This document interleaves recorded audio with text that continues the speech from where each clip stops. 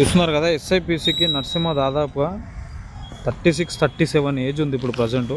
తను 20 minutes continuous చేసి ఇప్పుడు స్ప్రింట్స్ కొడుతున్నాడు. అంటే స్ప్రింట్ అంటే ఒక 60 meters స్ప్రింట్ కొడుతున్నాడు. ఓకే చలో స్టార్ట్ చేసుకో.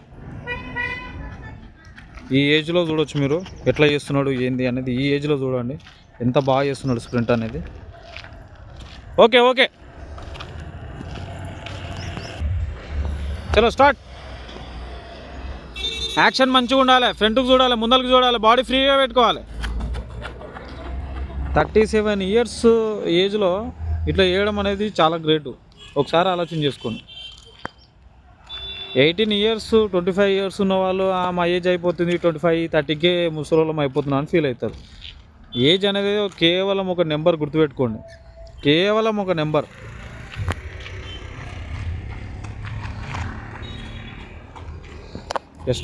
జస్ట్ ఓన్లీ నెంబర్ అంతే. 20 minutes ఇప్పుడు కంటిన్యూస్ చేసి మళ్ళీ ఇప్పుడు 60 మీటర్లు స్ప్రింట్. ఒక టెక్నిక్ ఈవెంట్ అన్నట్టు.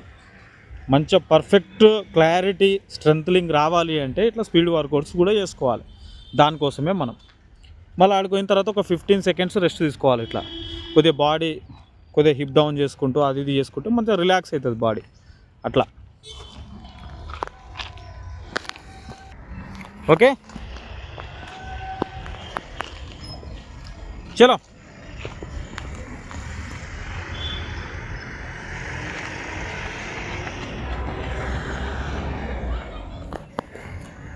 శబాష్ శబాష్, గుడ్ గుడ్. మళ్ళీ రిటర్న్ బ్యాక్ కూడా 100% జాగ్ ఉండాలి. ఎందుకంటే జాగ్ లేకపోతే అసలు నీకు కరెక్ట్ సెట్ కాదు వర్కౌట్. జాగ్ 100% ఉండాలి ఈ వర్కౌట్లో. శబాష్, గుడ్ గుడ్, సూపర్. చలో శబాష్ శబాష్. చూస్తున్నారు కదా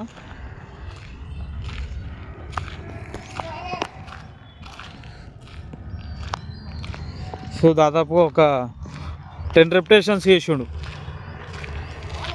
ఒక మంచి 10 స్ట్రైడింగ్లు 60 మీటర్లు 10 చేసిండు, 10 repetitions చేసిండు. ఓకే నరసింహ, సరే నువ్వు యంగ్ ఏజ్ వాళ్ళకు నువ్వు ఏం సజెషన్ ఇస్తావు?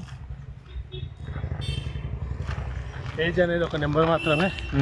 డైలీ ప్రాక్టీస్ చేస్తే ఏదైనా సాధించవచ్చు అని అన్న దగ్గరికి వచ్చిన తర్వాత నేర్చుకున్నాను. నేను ఇప్పటివరకు 6 times నాకు ఎలిజిబిలిటీ వచ్చింది పోలీస్ రిక్రూట్మెంట్. కానీ 6th notificationలోనే అన్న దగ్గరికి వచ్చిన తర్వాత నేను ఈవెంట్స్ కొట్టడం జరిగింది. మెయిన్స్ ప్రిపరేషన్ తక్కువ టైం ఉండే, 1-3 వరకు వచ్చి మిస్ అయింది. ఈసారి 100% మళ్ళీ ఏదైతే నేను ఎగ్జామ్ అది మెయిన్ రిజల్ట్ రాలేదో అప్పటి నుంచి కంటిన్యూషన్ ఉన్నాను. ఇది నిరంతర ప్రాసెస్.